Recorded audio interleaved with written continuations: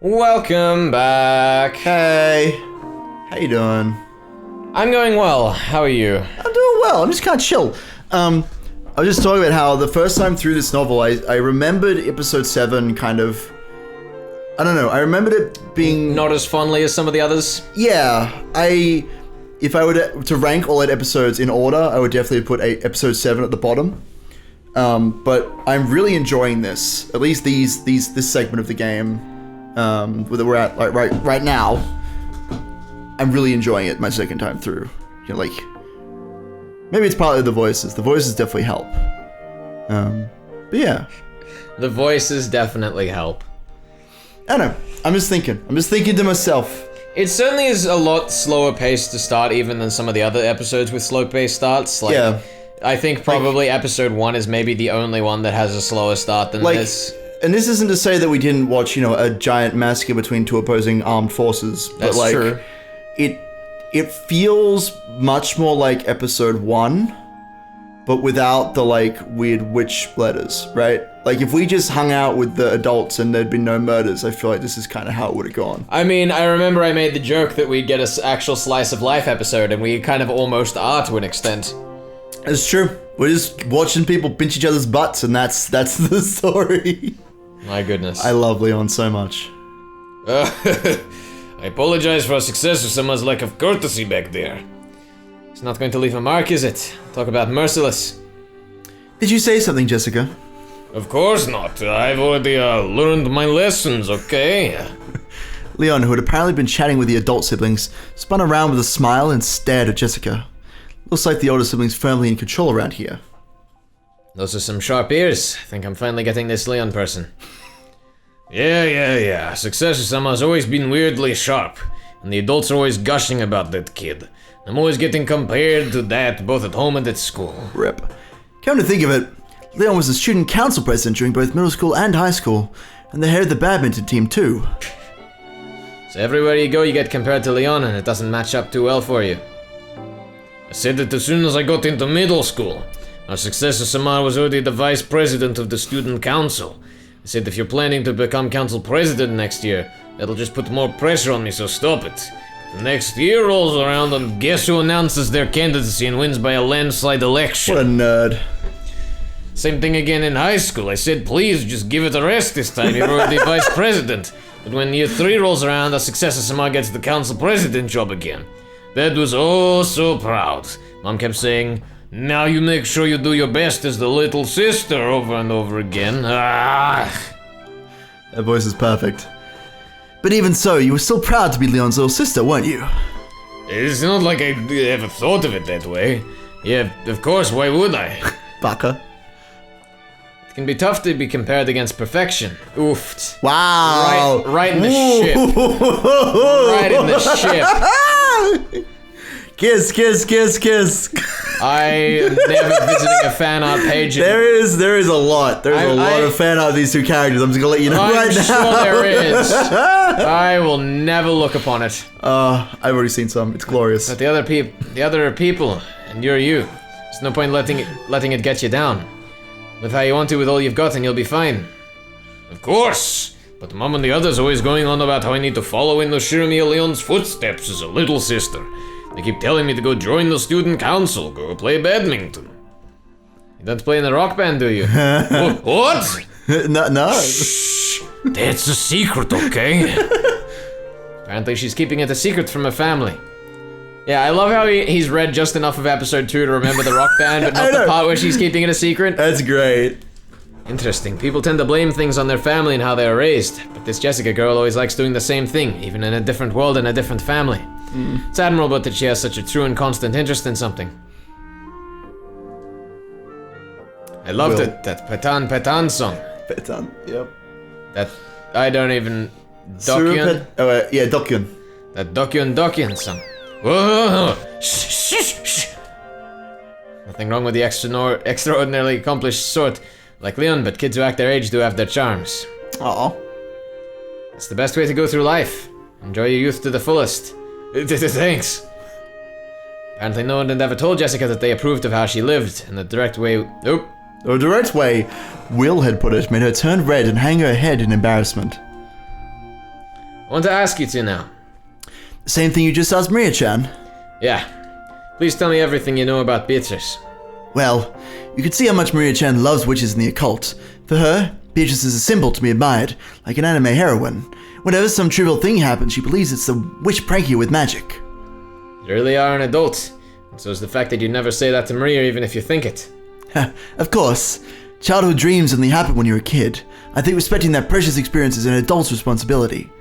Looks like the two of us will get along well. George's position was that Beatrice was nothing more than a fairy tale. However, that phrase, respecting a child's dreams, is the adult thing to do, that might be worthy of further scrutiny. She got candy from Beatrice by magic. Maria probably got excited and told George and the others. Then, the adult followed his lead and actively supported that story, as adults should. However, we can conceive of a similar situation coming up besides an adult interacting with a child. Narrators. For example, what about a subordinate interacting with a superior? If Kinzo, tyrant of the Ashuramiya family, claimed that Beatrice existed and had revived, perhaps the other members of the family would actively support that story as his subordinates should. But Beatrice only appeared directly in front of a limited number of people. It's probably safe to say that the concepts of her existence penetrated deeply within the Ashuramiya family, even among those who had never seen her. However, no matter how deeply that concept penetrated, she was only viewed as a sort of fairy tale character. It would be necessary to transform the concept of that character from an imaginary fairy tale into reality. So a person attempting to do this would need to perform acts that no one could explain without magic. These acts were the witch incidents, starting with the window-opening pranks played by Beato the Elder, and ending with the closed-room murders. Beautiful. Beato the Elder talked about this, saying that the anti-magic power filling the mansion would be weakened bit by bit the more she made her existence known. Beatrice, why were you willing to go so far to make everyone besides you accept your existence?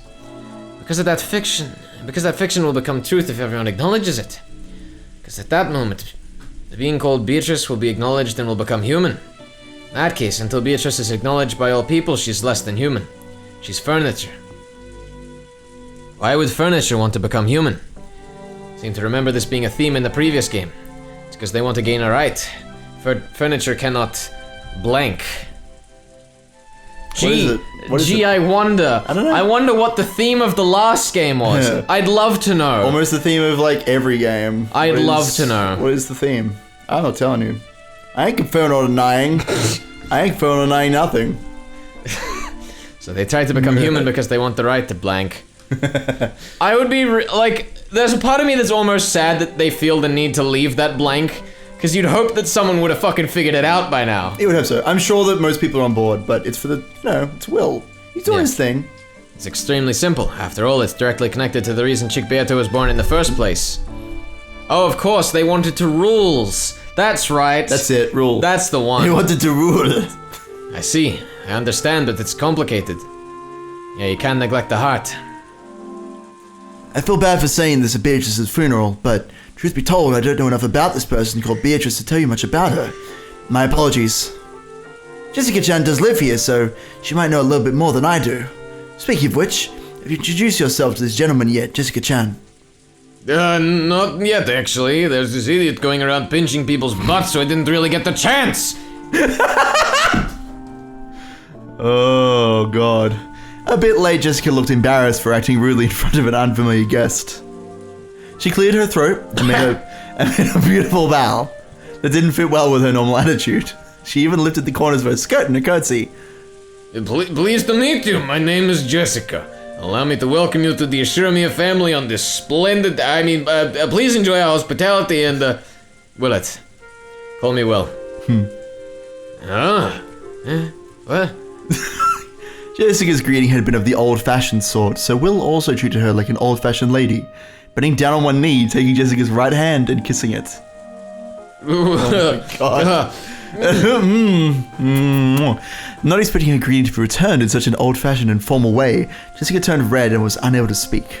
However, Will had returned the greeting in what he thought was a perfectly serious way. Will is such an edgelord. He's so good. He's such a fucking meme. He's almost as much of a meme as Kinzo. So he didn't understand what was making Jessica's face glow. Have I done something strange? No, not at all. Jessica, please.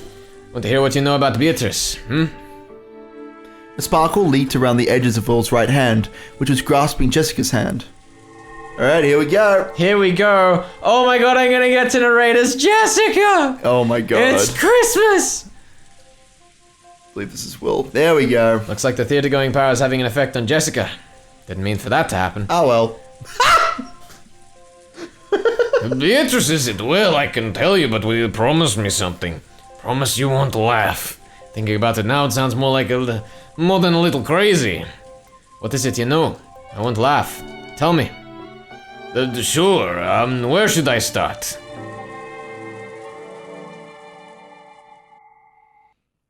Where would Jessica start? Oh my god. To me, the Golden Witch Beatrice is sort of like one of the 7 mysteries of the Ashiramiya family. What the fuck are the other 6? I don't know. You've heard of those, right? Almost all schools have a set of tall tales or ghost stories that get passed down. Like on some days, the piano in the music room will suddenly start playing itself, or the skeleton in the science room dances around at night. Everyone's heard of them. But of course, that doesn't mean they believe in them. Sometimes they involve yokai in a school setting. What? Higginbana. Shout out to Higginbana. Higginbana. There's one of the yokai is like he plays castanets because the piano is too cliche or something like that. It's so silly. Huh. Stories about Beatrice were the same. It was just one of those strange tales about a way too big mansion. The servants would sometimes talk about seeing things during their night patrols. Sometimes I felt a bit annoyed about them turning my home into a place for ghost stories, but I didn't pay it any more attention than that. That's how little it mattered to me. So during my normal everyday life, I would completely forget about the name Beatrice. Of course, when that huge portrait was first hung, it was definitely felt creepy. Even I tried not to meet her eyes after dark, so it's no surprise that the servants found it eerie. But that only lasted for a short while. We all walked by the portrait every day. We gradually got used to it and everyone got bored of it. I didn't really care anymore for the portrait of the mistress from Grandfather's Delusions. I get that. I bet it was different from the other relatives who only came a few times a year. Exactly. That's why every time the family came for a family conference, they'd always stand in front of that tall portrait and talk about Beatrice. I was reminded of it every now and then.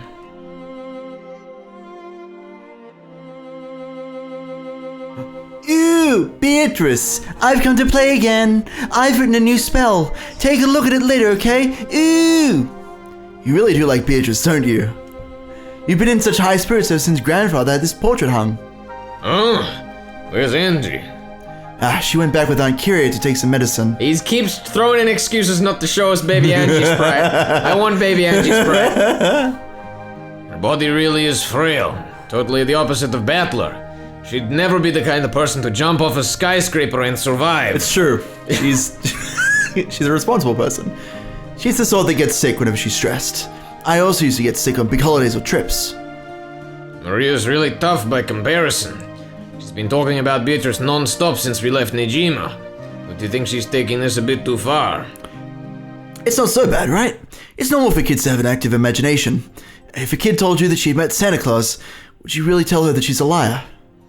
Well, of course I wouldn't go that far.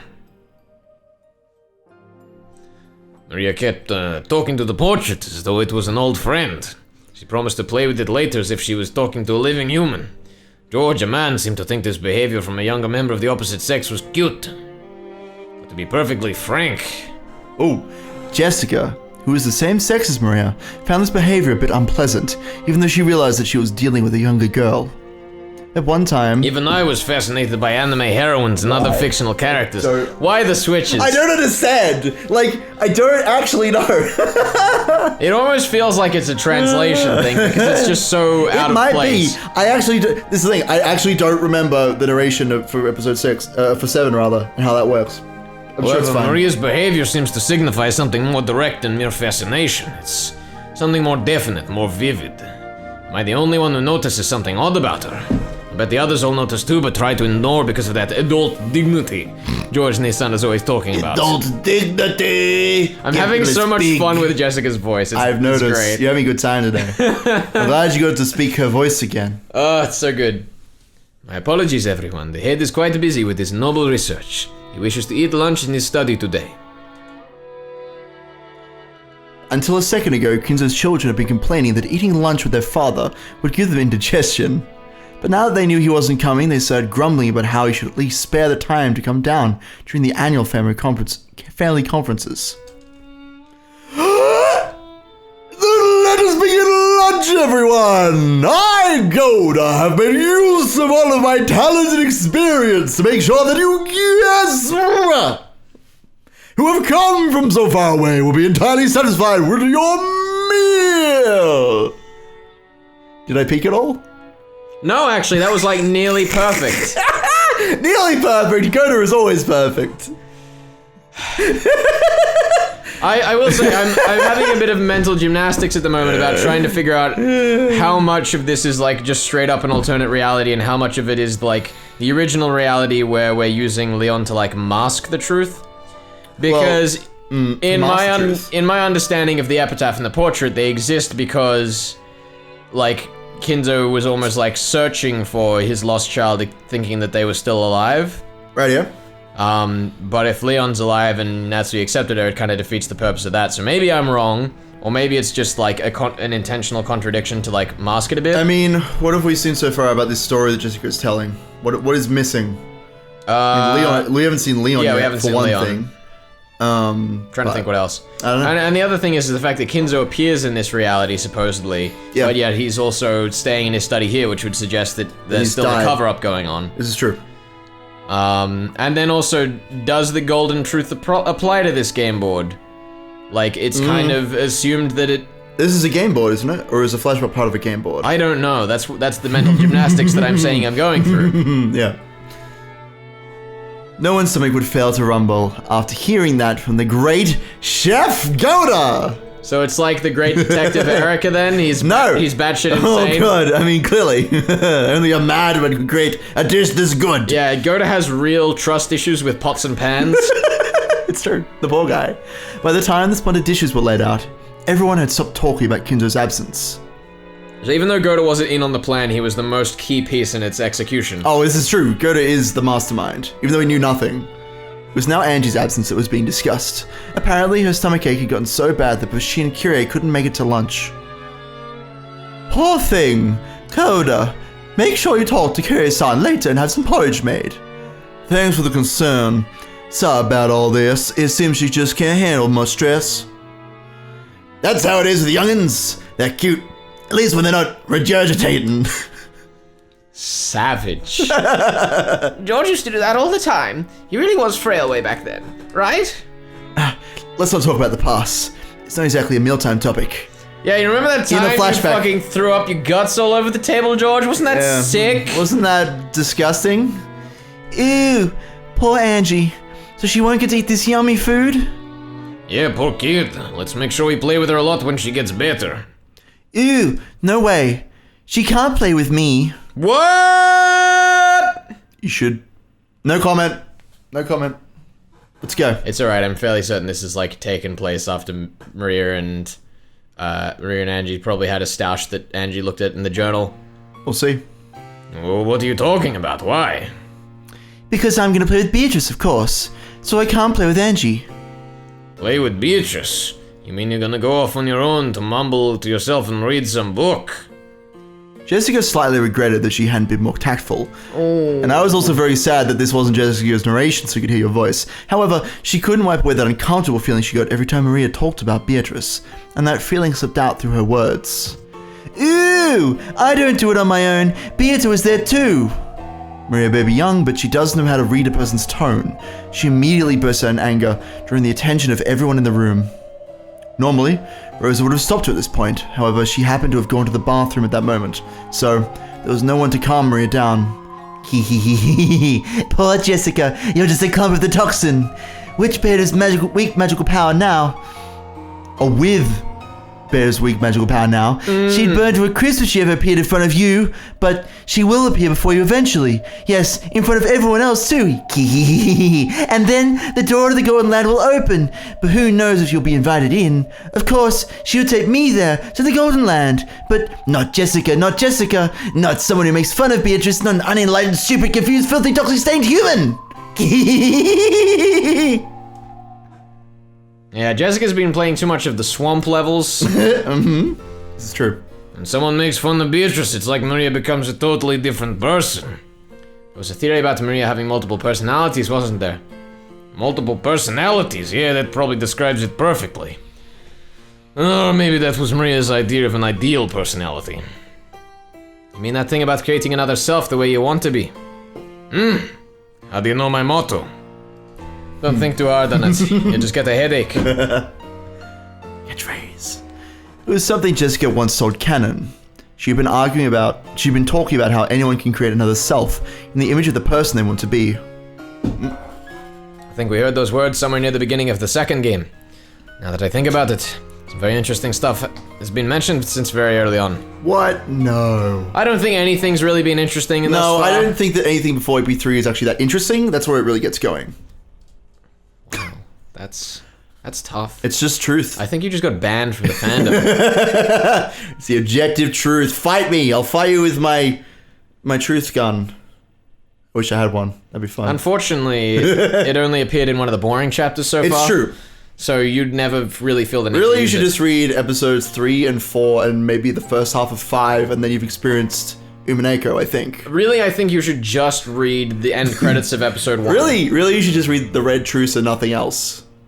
I wonder what you could actually do with that. That would be actually pretty interesting, but it would completely defeat the purpose of everything. It really would. But that would be a fun experiment. I wouldn't wish it on anyone, though. Everyone has a self they really want to become, but they can't do it. Their current self is always surrounded by their lifestyle and the limits placed on them, so they have no way of changing themselves. True. Changing yourself means changing your environment as well. It's not easy to do. So my idea was to leave who I am now alone, and create another self, one that I really wanted to be. If what suffocated forced to live the life of a rich family's daughter, and you envisioned the self that you wanted to be. But I couldn't do anything outlandish at home, of course. Mom would just start yelling at me. So I made my plan. At home, I'd obediently do what my parents said. That went real well for her. Yep. But I'd also create a second self to do what I wanted. At home, you did everything your parents told you to, and outside, you did what you wanted. It's a good way to live. You should be proud.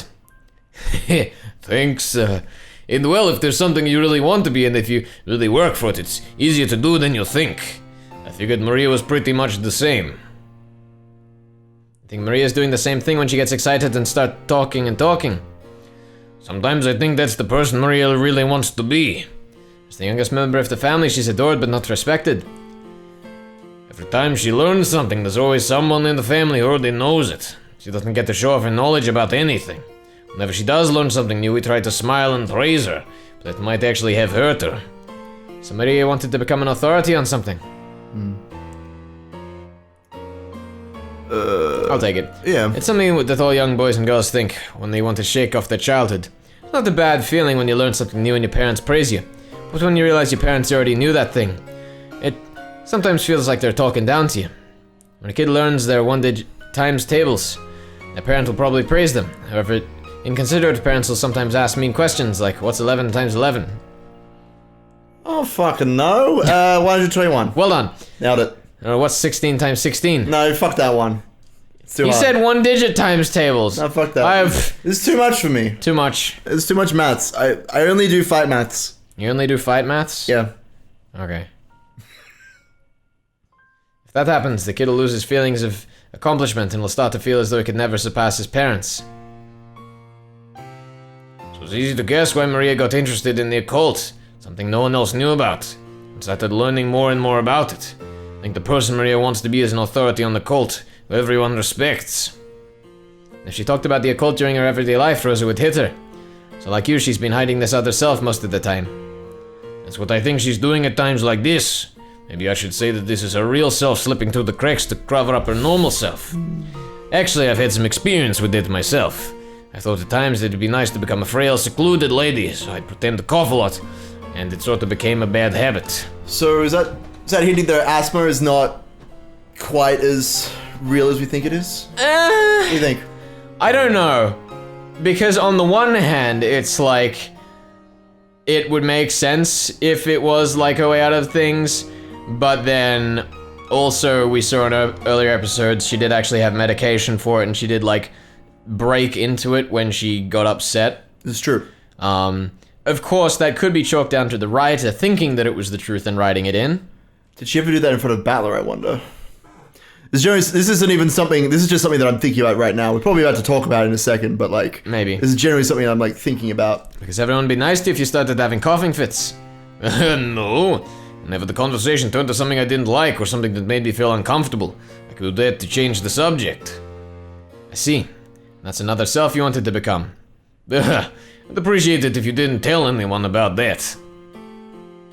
And just what is Maria's other self? An authority on the occult who cannot argue even the adults. Or else, does it have to do with her relationship with witches? Either way, denying Beatrice in front of Maria is clearly taboo. In her search for something more than her everyday life, Maria found it in Beatrice and inside herself. In that case, is going to the Golden Line with Beatrice Maria's wish? Looks like we've gone off track. Anyway, Maria kept up that tantrum until Aunt Rosa got back. I should have let her be, but I fought back. Said there was no way Beatrice could exist? Something like that. If she exists, then just let me see her. Of course, once Maria started crying, I realized I'd gone too far. And then, at the end of the family conference, I was the only one still upset. Maria acted as though nothing had happened. Instead, she went off somewhere on her own and came back talking happily about how she'd played with Beatrice again. Everyone, me included, decided not to contradict her. By that time, it was just best to accept it and ignore it. Is that all you have to say about the family conference? About the conference, yes.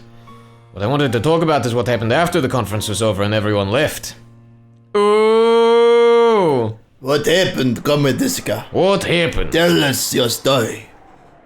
Even after the conference ended, I still felt a bit uncomfortable. If Maria had just stayed mad, we would have made up with each other and I could have put it all behind me. But since Maria got over it, I felt like I was the only one unsatisfied. Oh, milady, why the gloomy face? Oh, it's you.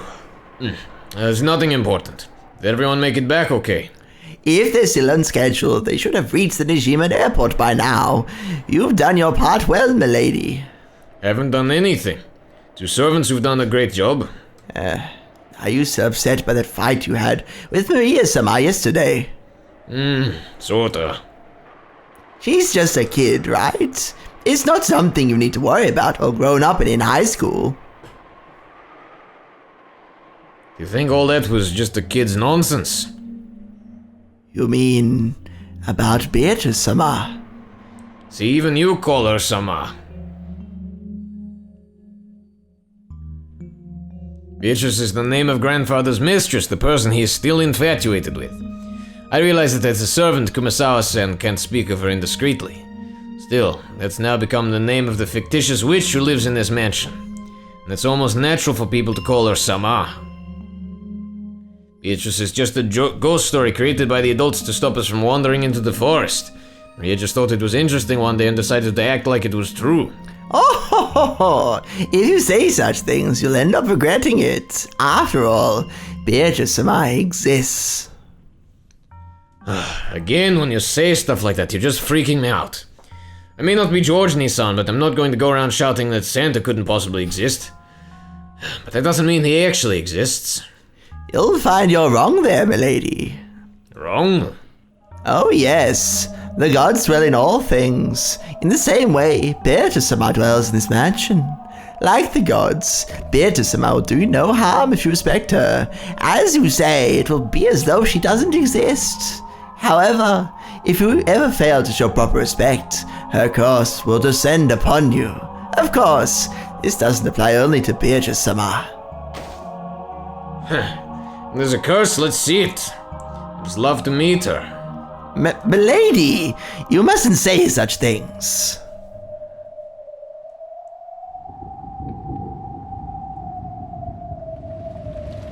Oh my, it's the rain! Yay, what a lovely motif. I'm a lady. You did a fine job today. Shannon, Goda-san. You guys know about Beatrice, right? Huh? Well, I do know of her, of course. Why do you ask? The two looked at each other. They looked like a pair who had just heard a clueless person suddenly utter a forbidden word. Let's have it straight. Does she exist? That ghost? If it's a question of whether she exists or not, I would have to say that she doesn't. Probably. Thank you. I'm sure she exists. Why? Have you ever met her? I've never met her directly, but Shannon spoke in detail of how she'd sometimes feel a strange presence or see a silhouette while doing the midnight rounds. And each time Each time she started, Jesse would immediately cut her off, saying she must have seen it wrong or been mistaken. Why is the narrator switching? I don't even remember. You haven't met her either, right, Goda-san? Of course not, however. Well... was being very evasive. Even a man as big as Goda was apparently unable to deny the existence of someone he'd never met. This really didn't sit well with Jessica. She was a resident of this mansion herself. They were acting as though someone else, someone she didn't know, was living here. Of course, she didn't like it. Wait a sec. Tell me that story one more time. Huh? Which you mean? the story about the VIP room. Goda and Shannon had been recounting several ghost stories about Beatrice. One of those drew a reaction from Jessica. Yeah, that one. Sounds pretty cool. Goda and Shannon glanced at each other. After all, it hadn't been a cool story to either of them. You mean that you mustn't enter the VIP room at 2 a.m. in the morning? 2 a.m. in the morning. You did it. Keep going. You did it. Keep going. Just keep going. The one about how Beatrice Summer returns to the VIP room every morning at 2 o'clock, so you mustn't go near it. Yeah, that's it. Pretty cool. All the other stories about people saying they heard or saw something Beatrice-like, but this one isn't. This one says if you go to the VIP room at 2 o'clock, you can actually meet Beatrice Summer. Oh, well, I wonder. Milady, they say that servants who speak ill of Beatrice are cursed. Furthermore, the VIP room is Beatrice Summer's room. Even you, milady, should probably reconsider. VIP room is locked now, right? Where's the key? What is that key? In the key box. I think Eiji-sama keeps that key by his own chair.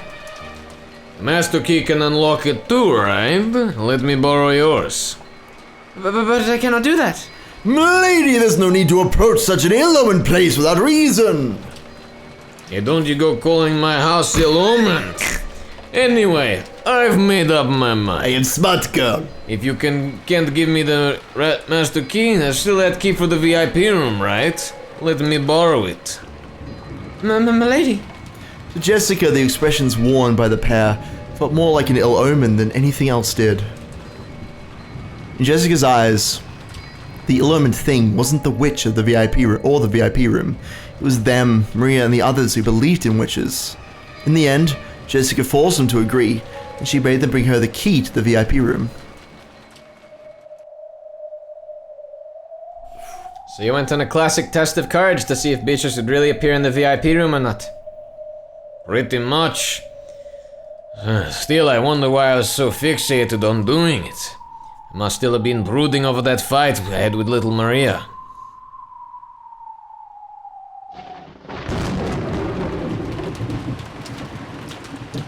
My goodness, I wonder if Jessica's going to meet someone.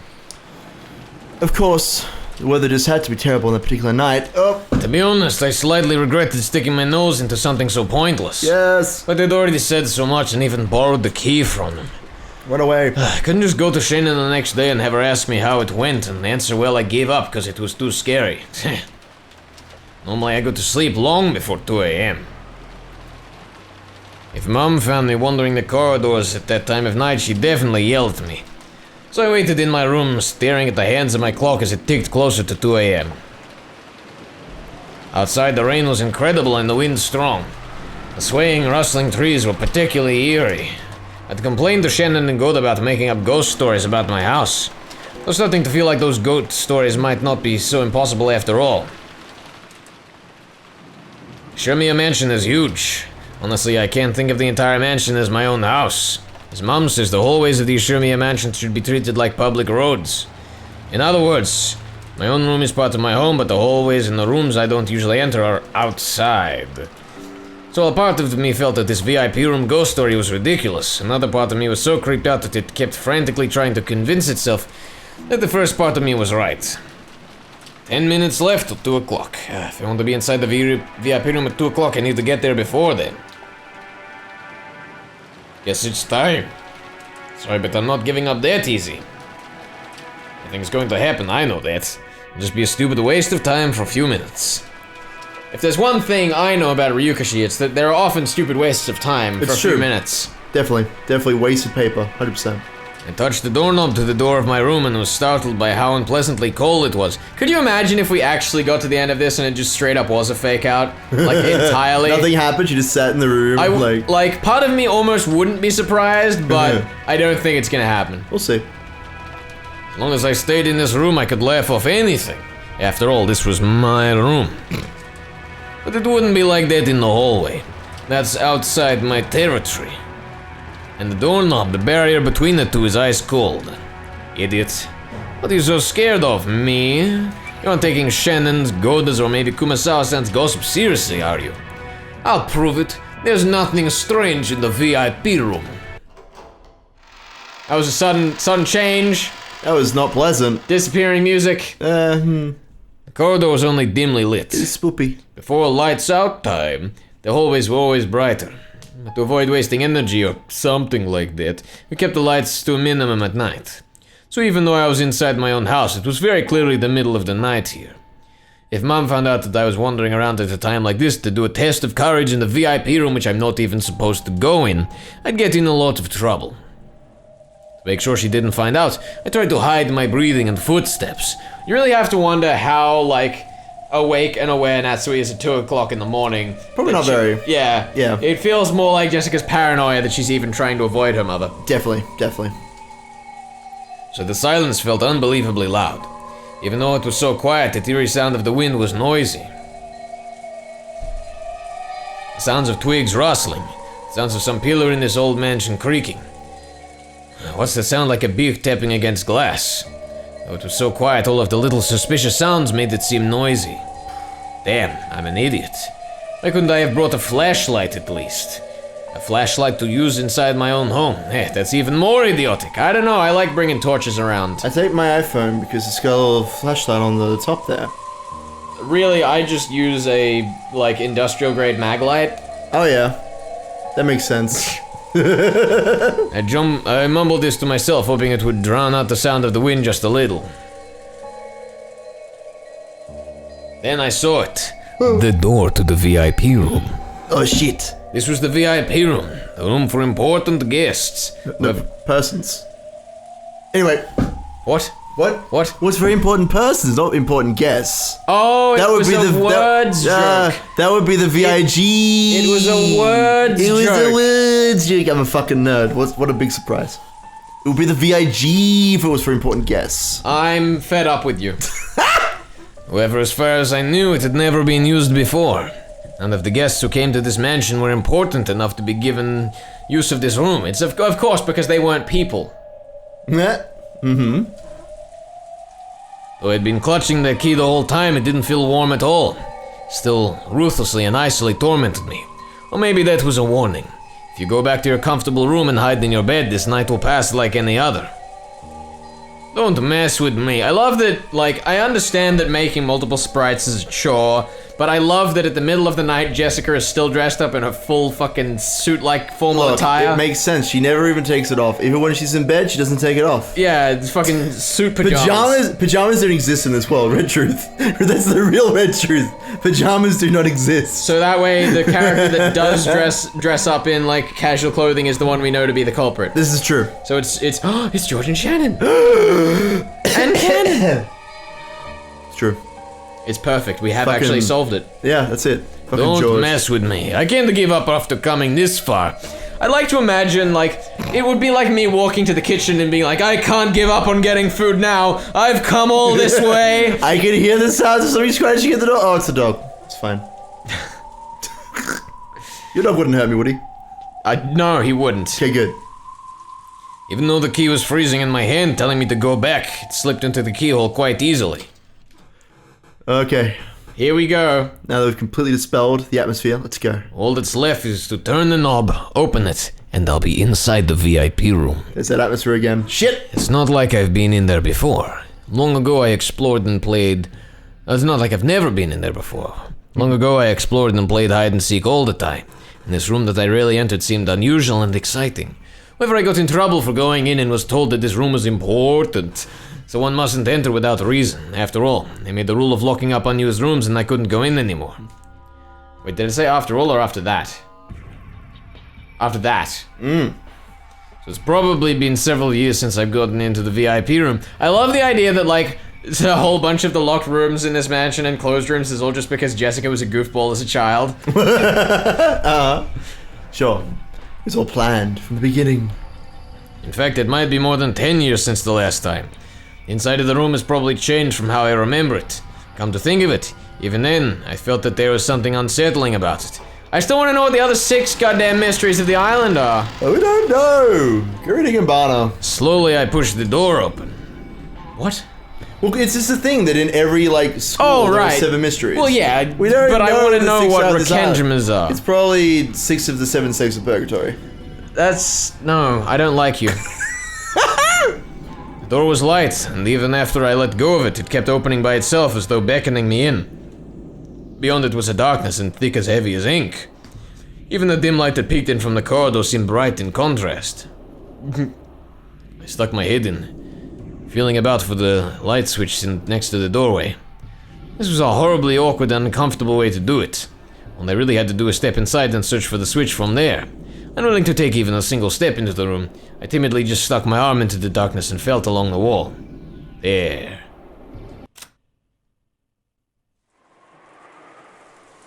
Oh, this VIP room. Yep. I was like, ooh, is this a new place? No, not at all.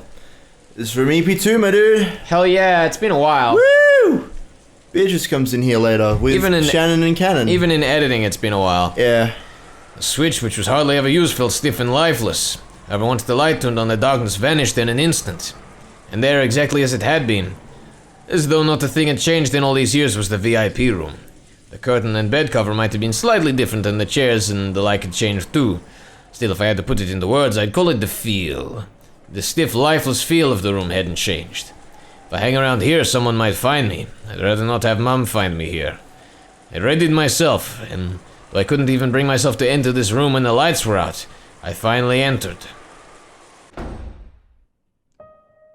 As soon as I closed the door, I felt an oppressive, suffocating sensation.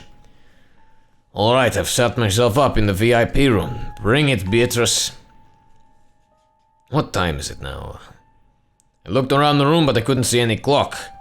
Not in the habit of wearing a watch around the house. Damn. I'm not sure what time it is. Still, I know there's only a few minutes left at most. I tried to suppress my desire to use going to get a clock as an excuse to run away from this place. Even so, just standing around like this was boring. When I looked around, again, searching for something to sit on, I found something strange. What's this? Letter... No? It's a doll? It's been placed on a side table next to the bed. If this room had been used often, I'd thought it was one of the owner's personal belongings. But no one lived in this room. So this can't belong to the room's owner. What is this, an offering or something? Creepy. They did look like an offering. A small French doll was sitting on the side table. The doll's hair was gold. It was wearing a black dress. Just who managed to find this doll and where? There's no doubt that someone placed the doll here to symbolize Beatrice. Does that mean this doll is supposed to be the owner of the room or something? And looking like an offering to that owner, I set a small plate with several cookies and wrapped chocolates. It was all set out neatly and there was no dust piled up on the doll. I want the letter to say Bronave. In other words, both the doll and the offerings were taken care of on a regular basis by the servants, kept in good condition along with the rest of the room. Taken care of. And what's more than that, looked like an offering, like some sort of worship. A prayer saying, please don't curse us. So even though the doll was more than eerie enough by itself, viscerally it was even more unnerving to imagine it being kept safe and worshipped in a place like this. Stupid. Am I supposed to clap my hands together and say, please don't curse me? Jessica forced herself to look away from the bizarre doll. She couldn't bring herself to sit on a bed that wasn't hers. Then again, she didn't really feel like sitting down on a chair either. She had lost any desire to sit on anything in this room. First world problems.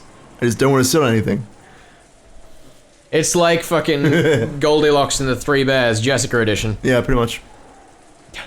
This porridge is just right. It does make me think about how if this event is supposed to have happened in all game boards as part of the setup. Yeah. EP2, Beatrice comes into this room and stays here, and later on Jessica trashes it.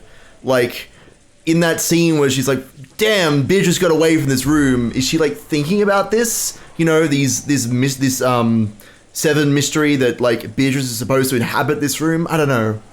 I wonder if there's something going on there. Maybe. In fact, actually, the idea that maybe this did happen on all game boards is probably the easiest way to look at it. Yeah. Because they're all looking at events that aren't really explicitly tied to the game board, except for the definitely. odd poking of Maria and talking about Beatrice. Yeah. Well, I mean, it's all about Beatrice, right? It's not so much about the events of the game board. I mean, Maria specifically talking about Beatrice at the dinner table during the family conference. Yes, definitely. I wandered about aimlessly, then peeked out of the window through the gaps in the curtains to stare at the dark, rainy night. What the hell am I doing? Hanging about in the VIP room this late just because that fight with Maria is still eating at me. This is totally pointless. Beatrice. Just when did that strange witch start living in this mansion? Grandfather's always yelling about Beatrice. Since it's apparently the name of his dead mistress, people started talking about how ghosts must haunt this mansion. There's that kid's horror story about the witch in the forest, which might be a ghost story made by the adults to stop the kids from going in there. The portrait grandfather had hung in April was really striking. So this is 1983? I'm gonna say yes. Yeah. Was it 3 years or 4 years before the explosive incident? I think it was 3. I think it was 3. We'll find out, I'm sure. Someone will remind us. There's also that weird epitaph, the creepy words on that which sounded like some sort of ceremony with human sacrifices, made the name of Beatrice seem all the more unnerving. At some point those stories mixed together, and now people say the witch Beatrice exists. I don't believe in Beatrice because I know she's just a fictional person made by the fusion of a few horror stories. The Beatrice who was grandfather's mistress probably did exist, but she wasn't a witch. Story of the Witch of the Forest was made up by the adults to prevent their kids from getting lost in the woods. But that was just a made-up story, not reality. In fact, I've heard the adults here once scared the kids with stories about wolves living in the forest. Yep. Apparently the kids realized that wolves couldn't possibly be there, so it was changed to the witch. Shout out to Rudolph in episode 3. Rudolph, he was so scared of wolves. What a powerful boy. Yeah. When the portrait was hung, that once vague character suddenly had a face, and people acted as though she'd been around since long ago. That's right, it's all a ghost story someone made, fiction. Maria calls Beatrice her best friend, and the servants worship her like a household shrine. I just don't get it, and it creeps me out. Oh! That got you. Fucking phones, they get you every time. Oh, I'm never gonna be able to answer an old-timey phone ever again. Throw it with the trash, get out of here. It's a good thing we don't have any old-timey phones in the house. It's a good thing there are none in Australia.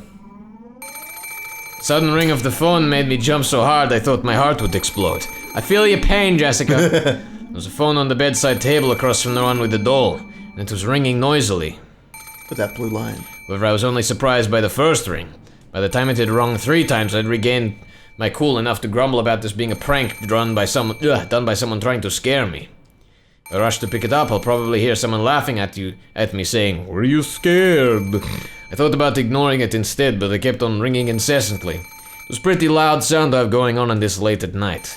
If Mom somehow manages to hear it from her room, I'm screwed. Okay, I've got it. Might as well say you scared me or whatever. Decided to pick up the receiver. I'll just say that surprised me, wahahaha, and maybe follow that up with looks like Beatrice didn't show up after all. After all, this is my victory in a sense. Hello? Ooh! Hi, Beatrice! Huh? Maria? I don't get it. Did I hear that wrong? Why would Maria be calling here? Hello? Thanks for teaching me that fun song last time. In return, I'm gonna sing you a song, Beatrice. I just learned this one. Ooh! voice, the intonation, the manner of speech, all of it clearly belonged to Maria. What's she talking about all by herself?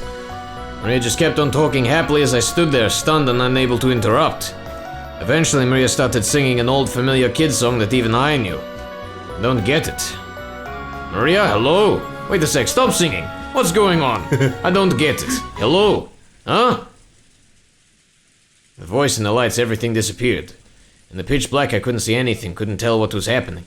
I don't get it, what's going on? Oof. What the fuck is happening right now? I don't know. Some crazy shit. Some witch shit, my dude. It's witch shit.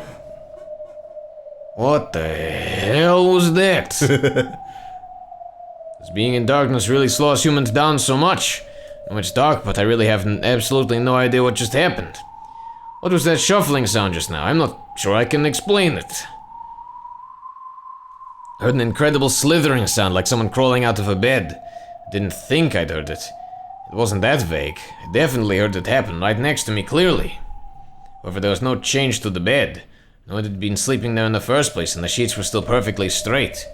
Someone had crawled out of the bed and had laughed in a creepy voice before leaving the room. That's what it felt like. I'm here and the bed's right there. Not only in the same room, I'm right next to it. So why am I so unsure about what had just happened a few seconds ago? I gripped the receiver, which had gone completely silent, and waited there alone, unable to move in the quiet room that seemed exactly identical to the one I'd entered. Huh? What? If nothing's changed since the beginning, I can just pretend that the last minute or so didn't happen. Yet if something has changed, that would prove something really did happen. The hell? Where did it go? Did it fall to the floor? No, it's not there. No matter where I look, from whatever angle, it's not there. The offering plate with the cookies and chocolate is still here, but the thing they're being offered to, the doll, is gone. No way. Then what just happened? Is the Beatrice Summer doll supposed to have cackled out loud and left the room? No, that crawling sound was too loud to have been made by a doll. It was a noisy sort of sound, like a kid playing with a blanket and using it as a cape. Then what? Is that Beatrice Summer doll supposed to have turned into a human and then run cackling from the room? I smell witch bullshit. No way.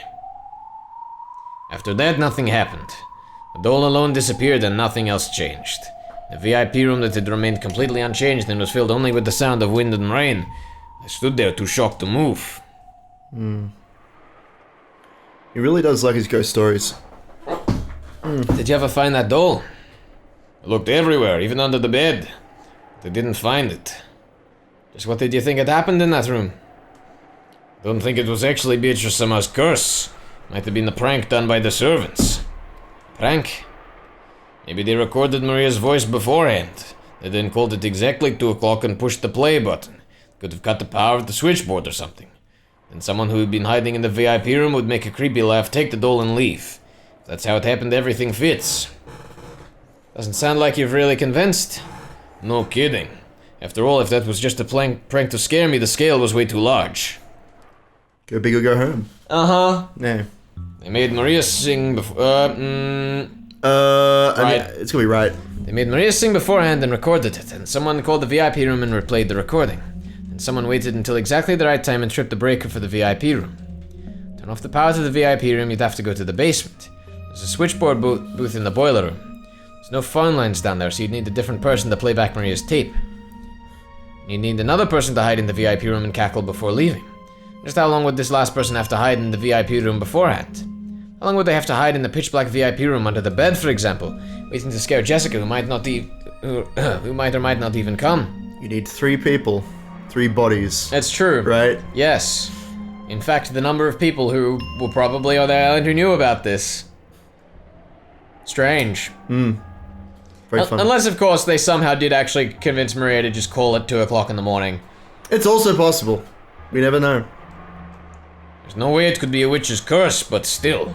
To me, it's even creepier to imagine that many people planning everything down to the slightest detail, and waiting for several hours in the darkness just to scare me. I agree. A curse would be better. Did you ask the servants about that later on?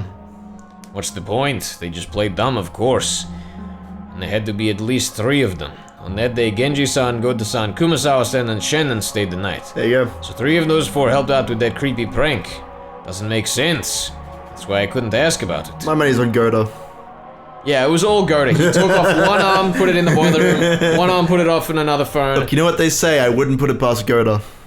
That is the catchphrase of this playthrough. Wait, but then Gerda's garb. That's perfect. What I've wanted all along. Yes! Can we get Goto in a garb dress Because somehow? that's what the black holes are. It's him sucking up all of the oxygen in the room. That's it. That's how he kills them. True, it had been a strange experience for her, but it wasn't something completely impossible for humans to do. Even so, it must have been more unnerving to imagine a large number of people planning so carefully just to scare Jessica. It's no surprise that Jessica found this scarier than Beatrice's curse. Ugh. Church? Her church. Curse. Beatrice's church. Ugh. La la la. Blah, blah, blah, blah. La. Do you still believe the servants tricked you? No. I was probably scared and mistook what I saw and heard. The doll probably just fell somewhere and I just had trouble finding it. You're trying to say you imagined the whole thing?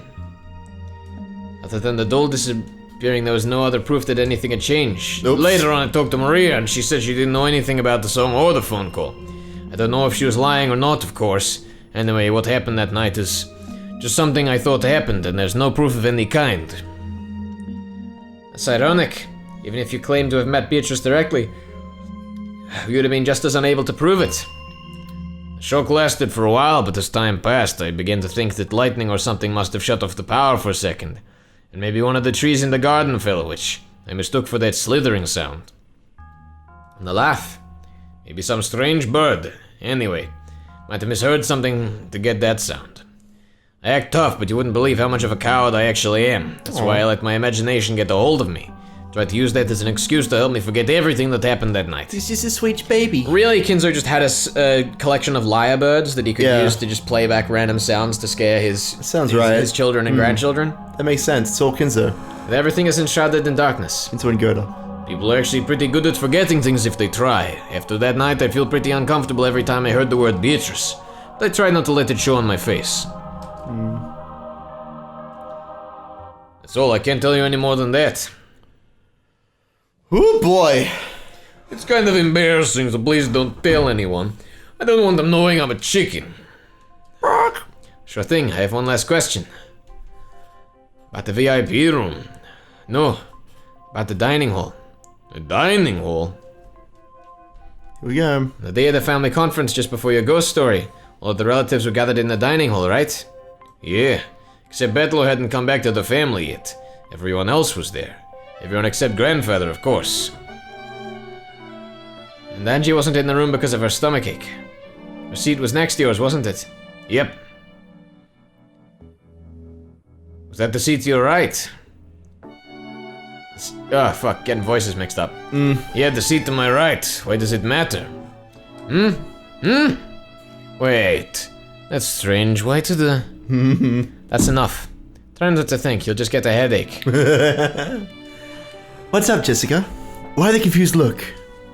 Well, right, left. You're so weird. How's it going, Will? Have George, Nissan, and Jessica told you anything useful? I'm assuming that the right-left thing is because with Leon there would be another person to fit into the lineup, right? It's true. Why would their places have switched? Where would Leon fit at that table? Ahead of Jessica, right?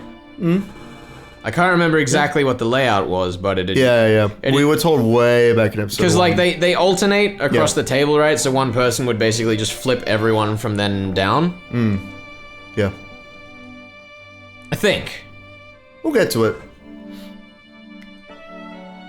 Bit. The ghost story about Beatrice was pretty fun. A ghost story? What kind of story? One about Beatrice's ghost appearing in the VIP room at 2 o'clock in the morning. It's pretty creepy. I've never heard of that. I don't know who put that out there, but that'd be really rude making up ghost stories about the woman our head is indebted to. A model answer. What? Do you know about the epitaph, Leon? Epitaph? What epitaph? There we go. There it Okay, is. that's starting to stitch things Let's together. go, lads. That epitaph by Beatrice's portrait. My apologies, but I have no idea what you mean. Behold the Sweetfish River running through my beloved hometown. What on earth are you talking about? So in your world, no. In this world, the portrait exists but not the epitaph. Of course, I know about the large portrait of Beatrice hanging in the entrance hall, but I haven't heard of this epitaph. What is it? It's a very interesting difference. You've lived under Kenjima all your life, right? Of course. What's your point? When you were a little kid, you were told not to go near the woods. Threatened about it. Yes. They always said to stay away since it would be dangerous if we got lost. Because a witch lives in the forest? A witch? What witch? The Golden Witch ruled over Kenjima's knight, Beatrice. Beatrice is a woman to whom grandfather owes a great debt. Don't you think it's a bit rude to treat her like a witch or a ghost? You don't know about the witch Beatrice? I know about the Beatrice who came here in a submarine along with the gold, and about her daughter who was raised in the hidden mansion. We just learned about those two together a short while ago, right? Where does the witch come in? But, Leon, you literally heard Kinzo talk about how they agreed to call Biche the legend of the Golden Witch. I don't understand the problem here. I don't know, what is the problem? It almost feels like this is a contradicting point for the sake of trying to hammer home the reality here. No confirming or denying for me. I see, so that's it. And how did they scare you to keep you from going out into the woods? They said that wolves lived in the forest. Wolves, but not a witch. I see. That's interesting. Not to me. What are you talking about? What is this witch? I'm just talking to myself. I have one more question. Please, go ahead. During the family conference, who sits to your right at the dining table? My little sister Jessica sits across from me. The next in rank is Aunt Ava's son, so George's son is the one on my right. What's your point? I get it. It's all mashed together in a confusing mess. But it is interesting. Well, I'm still in the dark here.